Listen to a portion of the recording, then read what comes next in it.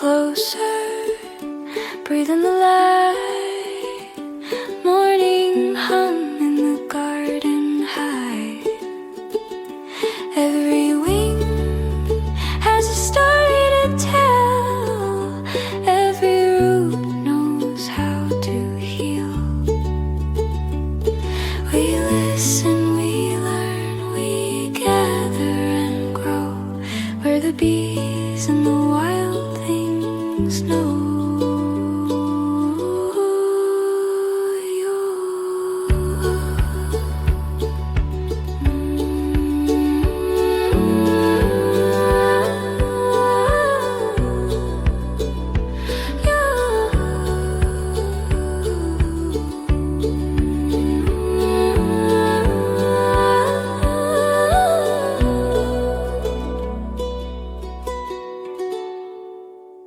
Hello, bee enthusiasts. Welcome to the Attic Bee Podcast.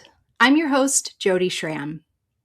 Here in Maryland, we are in the wonderful season of blooming flowers, leafing trees, greening grass, and the accompanying spring allergies.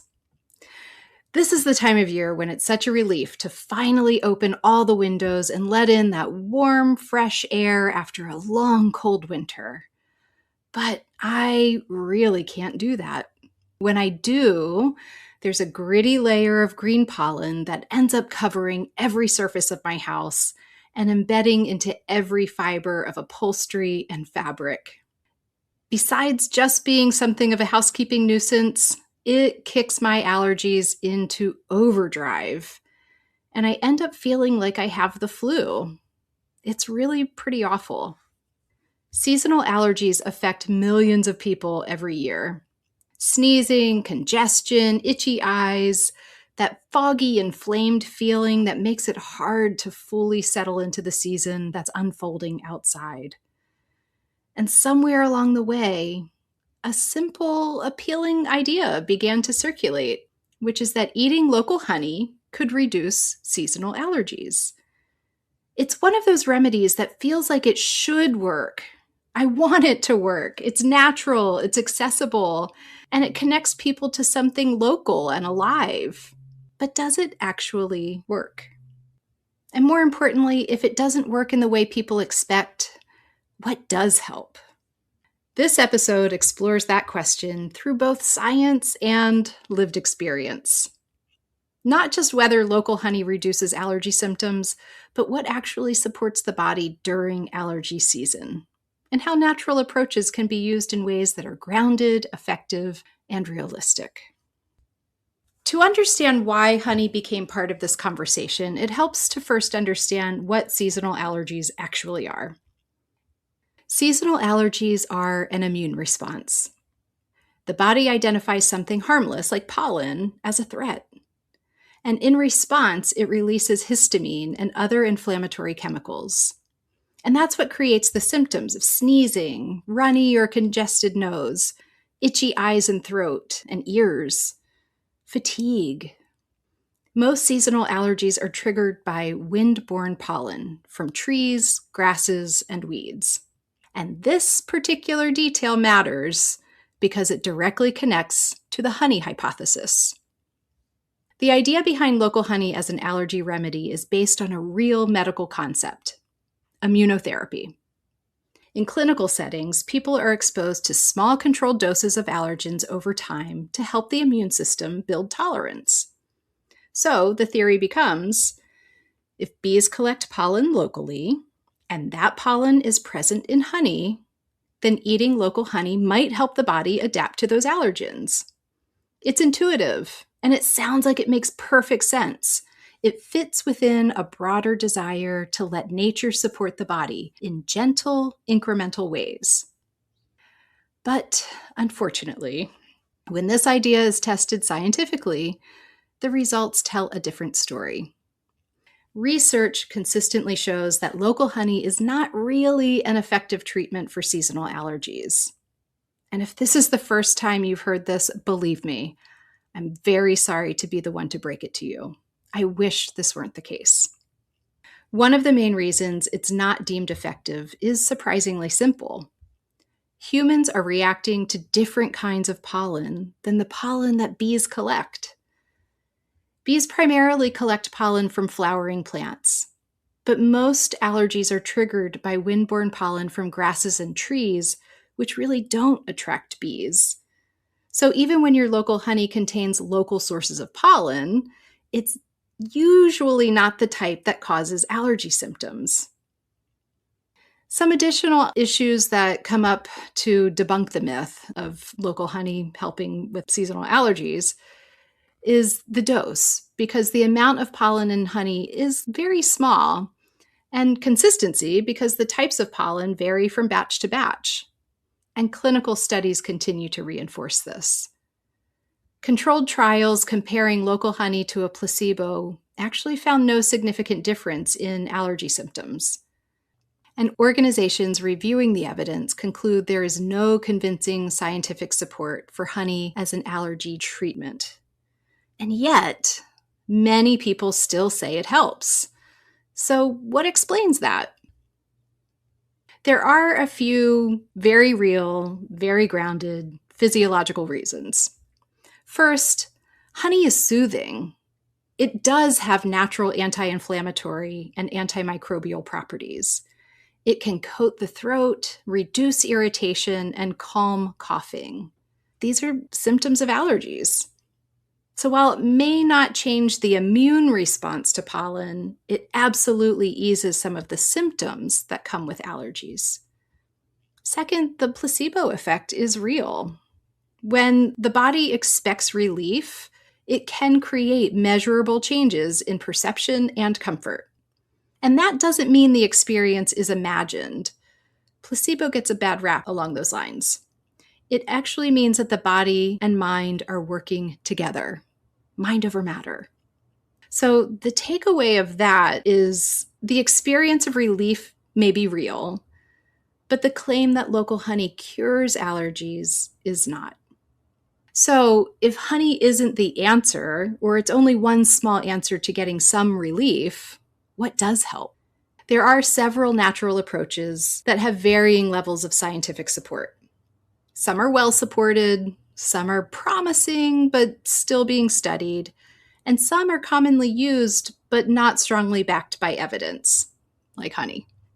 So the first one, and the one with the strongest supporting evidence, is saline nasal irrigation, which basically is using a neti pot. Among natural approaches, this has the most consistent support.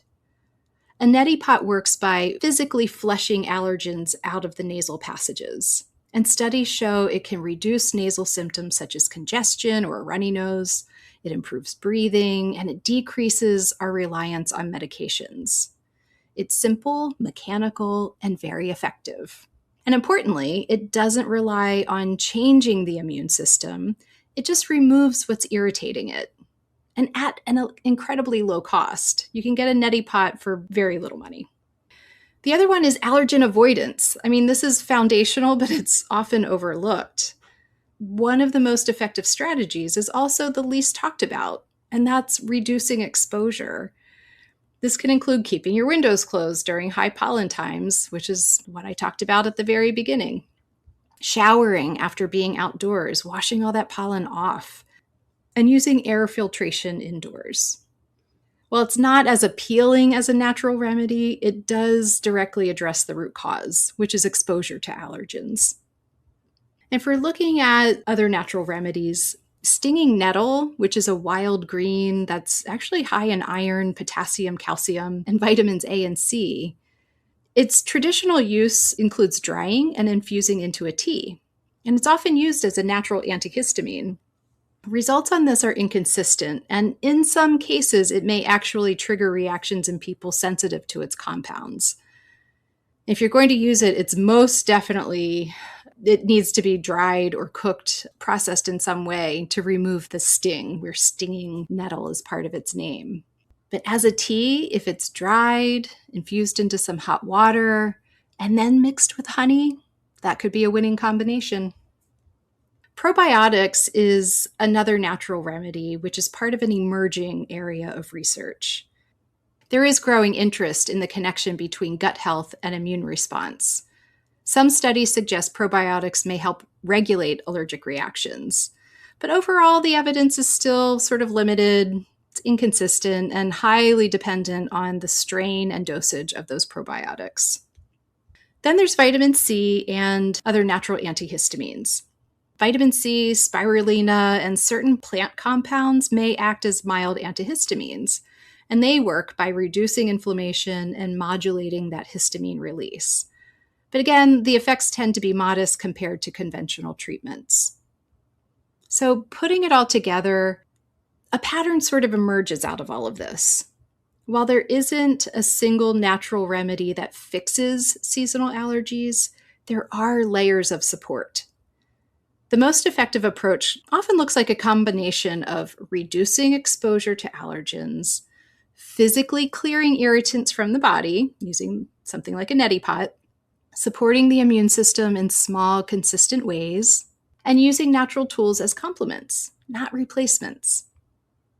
Natural remedies tend to work best when symptoms are mild to moderate, when they're used consistently, and when our expectations are realistic.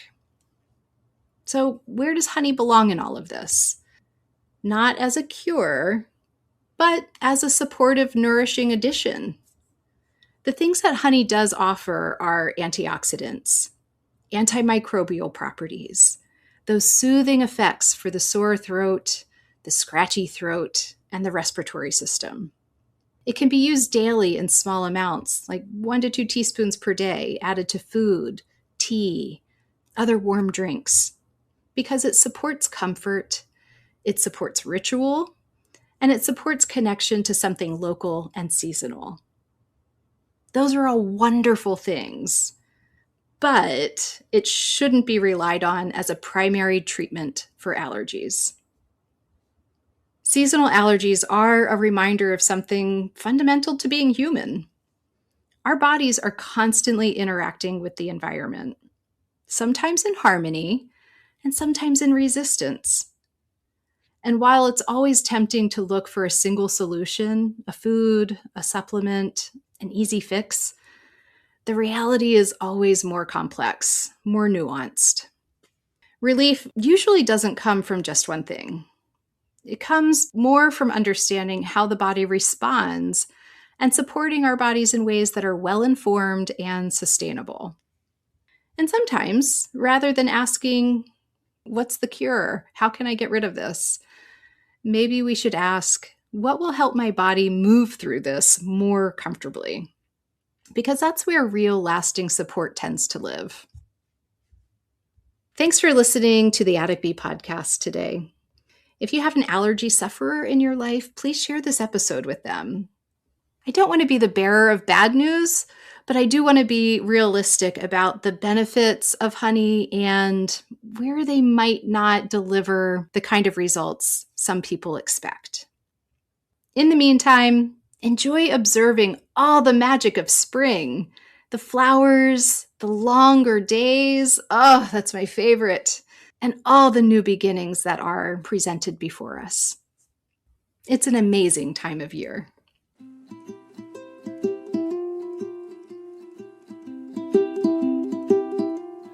As the day settles back into green,